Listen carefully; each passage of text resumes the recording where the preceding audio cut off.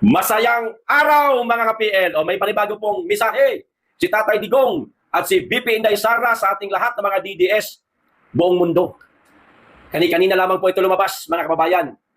Nakakabagbag damdamin yung kanyang mensahe. Pero idinadaan lamang po ni VP Inday Sara sa smile. Alam niyo naman po si VP Inday Sara palangiti yan mga kababayan kahit na mayroon na namang kinakaharap na pangalawang impeachment case laban sa kanya. Hindi na nadala itong mga yawa na mga dilawan, mga kababayan. Pumalpak na nga yung pinakaunang isinampan nilang impeachment case laban sa pangalawang Pangulo na yun di umano kompleto ang rekado nun. Kompleto, siksik, liglig, umaapaw daw ang mga ebidensya nila pero palpak. Mas lalo na itong pangalawang impeachment sa ating pangalawang Pangulo, mga kababayan. Di ba nakita ho ninyo sa mainstream media, napakarami ng mga dokumento, patong-patong. Di umano kulang pa daw yun. Di mas lalong hindi lulusot. Itong pangalawang impeachment, mga kababayan, laban kay VP Inday Sara. O di pagtatawanan na naman natin sila. Kung ano man ang magiging desisyon dito sa impeachment na ipafile na naman nila sa ating pangalawang Pangulo. Eto ho, video ni VP Inday Sara, mga kababayan, panoorin po natin. Pero bago ko po simulan, makikisoyo sa mga hindi pa po nakasubscribe.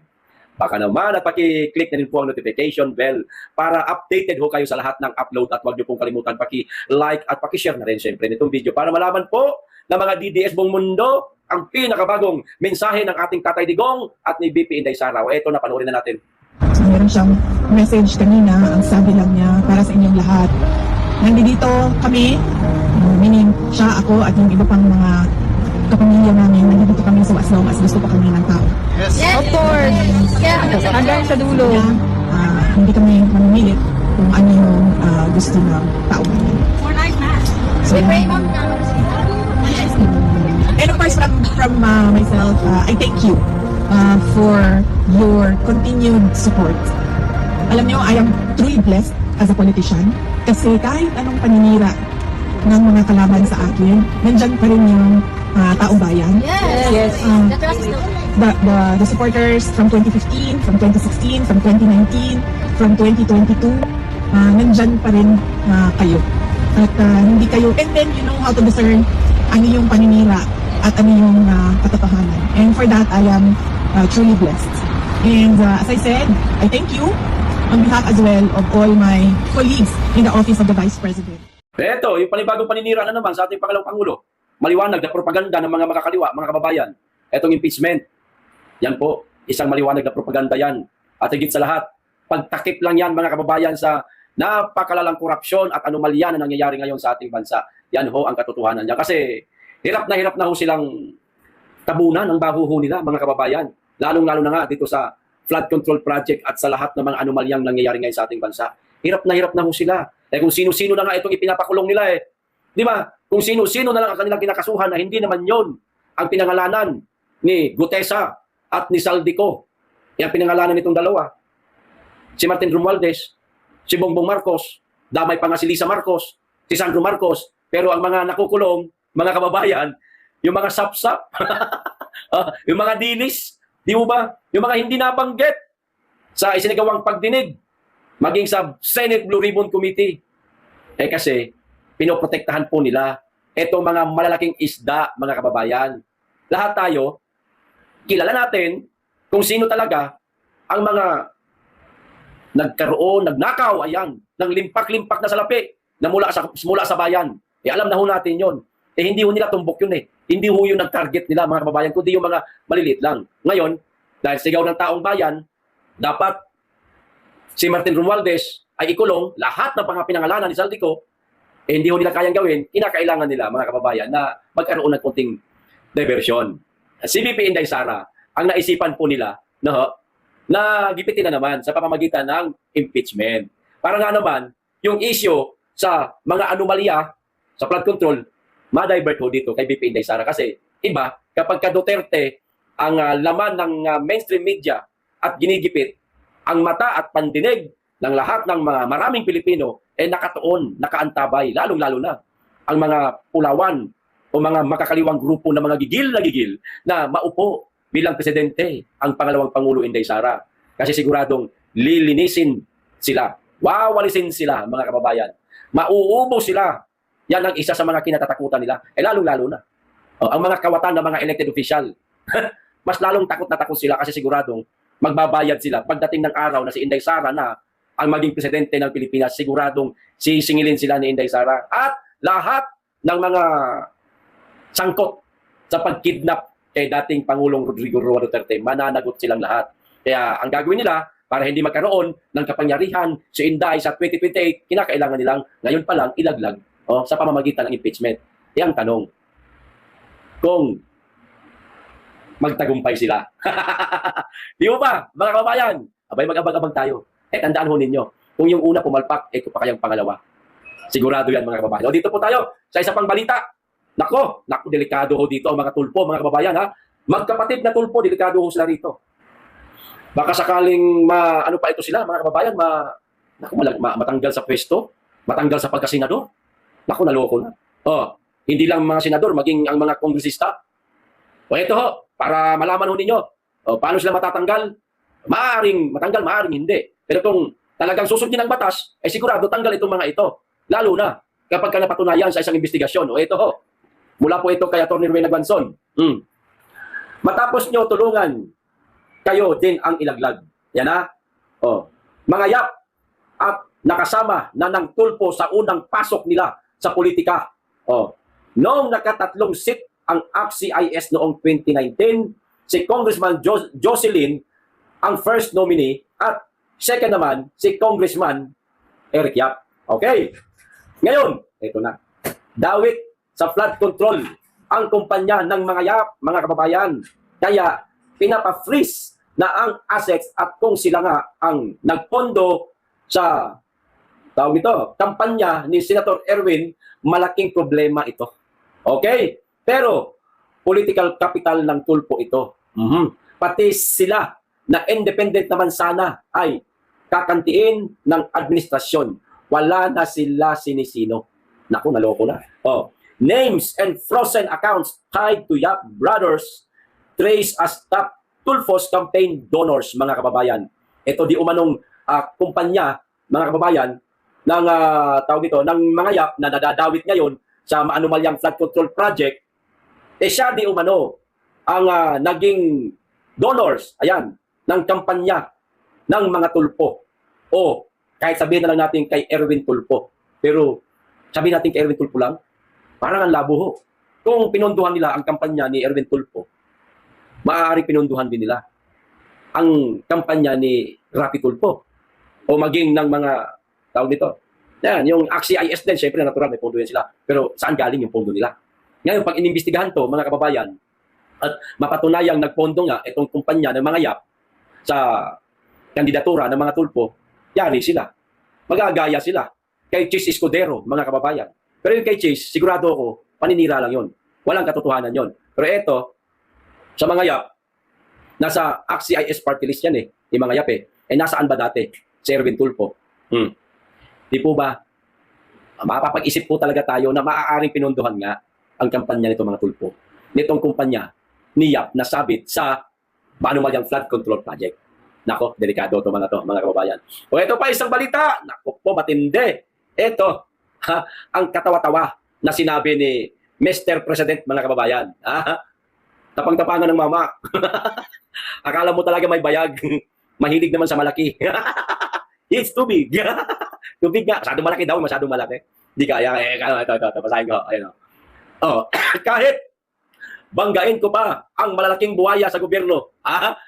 Ayon yan kay Marcos, nangakong ibabalik ang tiwala ng publiko. Unang-una, Mr. President. Yang tinutukoy nyo ho, na malalaking buhaya sa gobyerno. Isa ho kayo dyan. Dahil isa po kayo sa pinangalanan ni Saldico na pinagdagilhan niya ng limpak-limpak at mali-maletang basura na pera ang laman ng maleta. Isa ho kayo ano tawag sa inyo? Anghel. Pinagbigyan pala kayo ni Saldico o dinilbiran pala kayo ni Saldico ng limpak-limpak na pera. Di isa ho kayo sa mga buhaya, Mr. President. Ito pa isa. Nangakong ibabalik ang tiwala ng publiko. Naku, malabo lang po. Ganito lang kasimple, Mr. President. Gusto mong maibalik ang tiwala ng publiko sa'yo o sa administrasyon mo? Simple lang, Mr. President. Tanggapin niyo po ang hamon ng ating mga kababayan na taon na ho ang lumipas. Isang taon na yata eh. Simple lang, magpa-hair follicle pulburon test ho kayo. Ganun lang kasimple. Para maniniwala kami na seryoso ho kayo dito sa sinasabi ninyo na kahit na malalaking buhaya sa gobyerno, ibabanggain ninyo, wala kayong sisinuhin. Kapag nagpa-hair follicle ho kayo, Mr. President, nagbigay ng diretso at matapang na pahayag si Ferdinand Bongbong Marcos Jr. Iginiit na handa siyang gawin ang lahat para maibalik ang tiwala ng sambayanan kahit pa nangahulugan ito ng pagbangga sa mga makapangyarihang personalidad sa gobyerno. Isa ho kayo sa pinakamakapangyarihan, Mr. Presidente.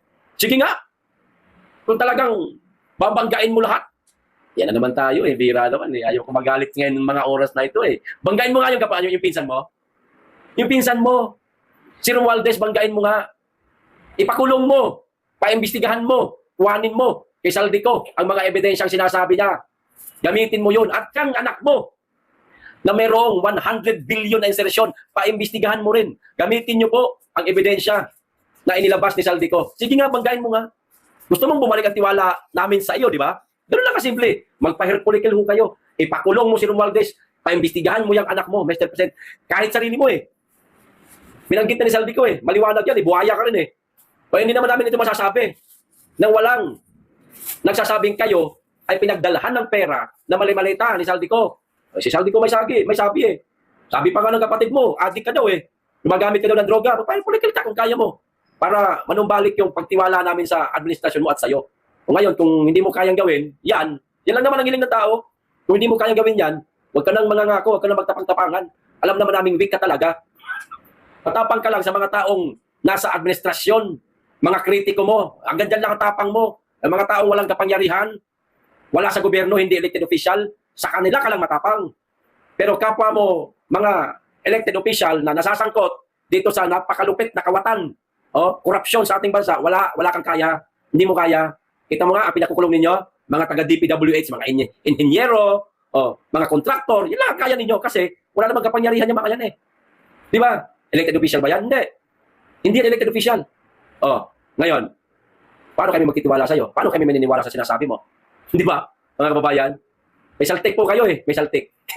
Ito pa, sa gitna ng mga batikos at kontrobersiya, sinabi ng Pangulo na hindi siya uurong sa laban kontra katiwalian. Wala pa nga kayo naipapakulong ng malaking isda. Hindi kayo uurong, imuurong na kayo. Sabi nga ni Ping Lacson, wala na daw kayong gana sa ICI o sa investigasyon ng ICI. Bakit nasabi ni Ping Lacson yun? Maaaring meron siyang napansin. Di ba? Gagawin ko ang lahat para maibalik ang tiwala ng publiko. What? Babanggain ko ang mga malalaking buhaya sa gobyerno dahil ang laban na ito ay para sa future ng ating mga anak at susunod na henerasyon. Pahayag ni Marcos. What? Anak mo nga, kawatan daw Meron daw 100 billion insertion Para baka mo, sa ating mga anak, o sa bagay, yung anak mo, tumiba-tiba na tama, mga sinasabi mo. Para sa ating anak, magnakaw tayo. Ganun ba yun? Mr. President? Ay, nako. Ang maniniwala ho sa inyo, Mr. President, mga adik, yung malikot ang panga. Sigurado yan. Karamihan ng mga, ng mga gabinete mo, napapansin namin, malikot na rin ang panga Yung dati, pagpasok sa'yo, fresh na fresh pa ang itsura. Lipas lang ng ilang buwan, bangag na ang itsura. Meron pa ng babae, napakalikot ng bibig habang nakikinig sa talumpati mo. Ang bibig, hindi mapakali. Ganun, malikot. Dumadami na kayo Nanghahawa ka ng sakit mo. Di ba? Mga kababayan? Ngayon, ito pa, isang balita. Maraming naghahanap po, mga kababayan, kay Senator Bato de la Rosa. Hirap na hirap silang hanapin itong napakatinik, napakadulas, at napakatalinong senador. Walang iba, kundi si Senator Ronald Bato de la Rosa. Ako'y pag-gala-gala lang yung mama, hindi nyo makita. Eto nga, may video nga ako habang kayo nagkukumahog na hanapin siya, hindi ko alam kung ginagamit niyo yung inyong intelligent fund. Parang hindi naman hindi kasi kung talagang nagagamit niyo ng maayos yung intel fund niyo, baka nasakutin niyo na si Bato. O kung talagang magagaling yung inyong intel, malamang nasa kamay niyo na ngayon si Bato. Bakit? Ayan video habang kayo nagkukumahog, hanapin siya, hulihin siya. Aba, si Bato pakanta-kanta lang. Ha? Pakanta-kanta lang si Bato. Nasa Metro Manila lang. Diyos ko po. Kung saan-saan ang sinasabi ninyo eh. Nasa probinsya, nasa Pampanga.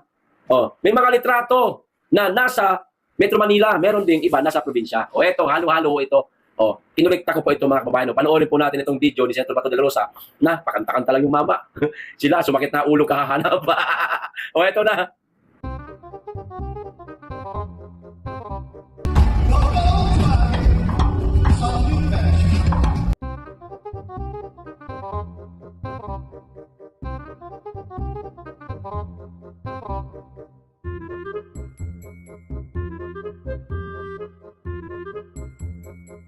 O ayan o, kinakanta-kantahan lang kayo ni kinakanta-kantahan lang kayo ni ni Senator Bato de la Rosa. Chill na chill si Senator Bato de la Rosa. Eh kayo nasaan na? Saan naman narating ninyo sa paghahanap sa kanya? Naku po, hindi nyo makikita si Bato kung ganyan kayo kalausi magtrabaho. Akala ko ba magagaling yung intel ninyo? Wala akong kilalang mga magagaling na intel, kundi nasa mga intel ni BP Inday Sara. Yan lang napapansin ko. Pero mga intel ni Bangag, ewan ko lang kung talagang intel yung mga ni, parang mga Bangag. Pinuntahan ni Bato yung apo niya. Karga-karga niya, nakita niya naman sa litrato. Kasi namimiss niya yung apo niya. Pinuntahan niya yung kanyang asawa. Para bagang nagpaalam na siya na, honey, medyo mawawala ako sa piling mo ng ilang buwan, ha? Relax ka lang, dyan ka lang. Okay lang ako, kaya ko itong laban na ito. Hanapin nila ako kung mahahanap nila ako. Pinagtatawanan kayo ngayon ni Bato. John Beck! Ano na? Kaya pa ba? Pag hindi mo nahanap si Bato, pag hindi mo nahuli si Bato, sa loob ng isang buwan, ampaw ka. Yung laking mama mo na yan, tangkad mo, laki ng mga muscles mo eh. Ampaw ka, John Beck. Ampaw ka. Hanapin nyo kung mahahanap nyo si Bato. Pero pag hindi, pagtatawanan namin kayo sa loob ng isang buwan, mahaba na yan ha. Mahaba na yan. Partida, si Bato nasa Pilipinas lang. Di ba? Si Bato, parang palus yan eh. Madulas din yan eh. Napakadulas ng mama na yan eh. Hindi nyo mahahanap yan. Paano? Sasakit ulo nyo dyan. Di ba? Ito pa isa, mga kababayan, huli. Galit na galit. Ang mga Bangag supporter, mga kababayan, galit na galit din. Di ba? Mismong si Bongbong Marcos sa China. Hindi po lingid sa kaalaman natin yan.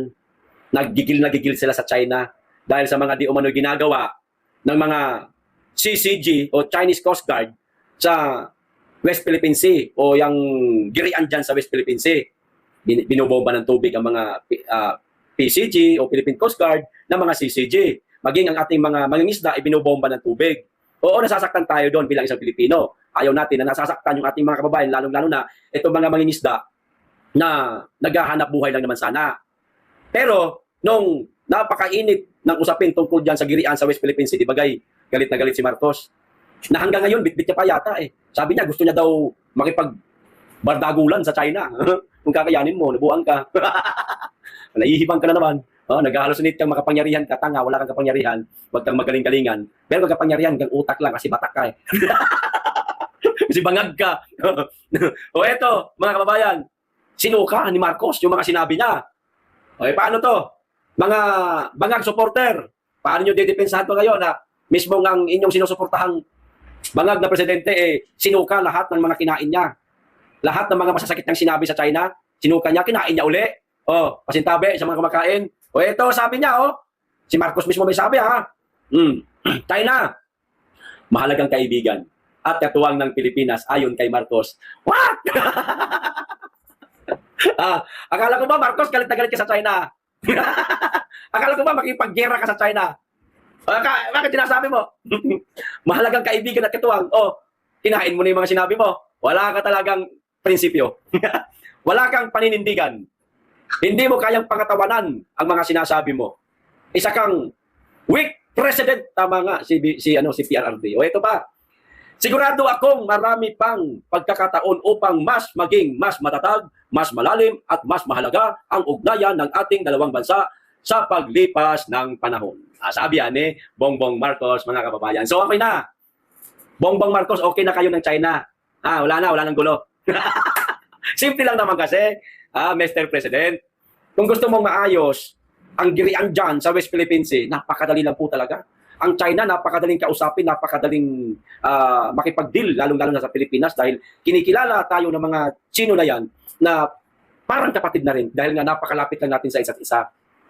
Kausapin mo lang si Xi Jinping. Magkaisa kayo. Huwag kang dumikit doon sa Amerika na ginagawa ka lang tuta. Inuuto ka lang. Yung ibang bansa, napakababa ng taripa, ikaw napakataas ang ibinigay sa'yo. Binawasan isa lang. Hindi ka ba naaawa sa sarili mo, Mr. President? Ha? Ginagawa kang tuta ng Amerika. Inuuto ka lang, wala namang pakinabang sa atin yung Amerika na yan. China, o kita nyo, anong ginawa ng China? Tumulong sa atin. Tumutulong at tuloy-tuloy pang tutulong yan kung maganda ang relasyon natin. Napakaraming mga infrastructure project ang binitawan dito ng mga Chinese. Pero hindi niyo ipinagpapatuloy dahil sa taas po ng inyong yabang na wala ka namang iyayabang. Ang kaya mo lang iyabang, yung panga mo na tabingi. Yung pangamong maliko. Simple lang, Mr. President. Makipagtulungan po kayo, makipagkaibigan po kayo sa China. Itakwil nyo ang Amerika. Walang silbi yan. Hindi makakatulong sa atin yan. At kung babasihan natin sa history, ang mga bansang sumakop sa atin, Amerika, Espanyol, at Hapones. Oo. Pero ang pinakaunang dayuhang nakatungtong sa lupain ng Pilipinas, walang iba, kundi ang Chinese. Nakipagkalakalan, hindi tayo ni minsan inargabyado o planong bawiin ang ating mga natural resources. Hindi, nakipagkalakalan lang sila. Hindi tayo sinaktan ng mga yan.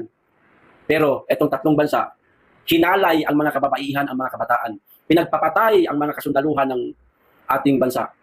Merong masakit na iniwan etong tatlong bansang ito sa ating bansa. Sugat na malalim ang iniwan sa atin.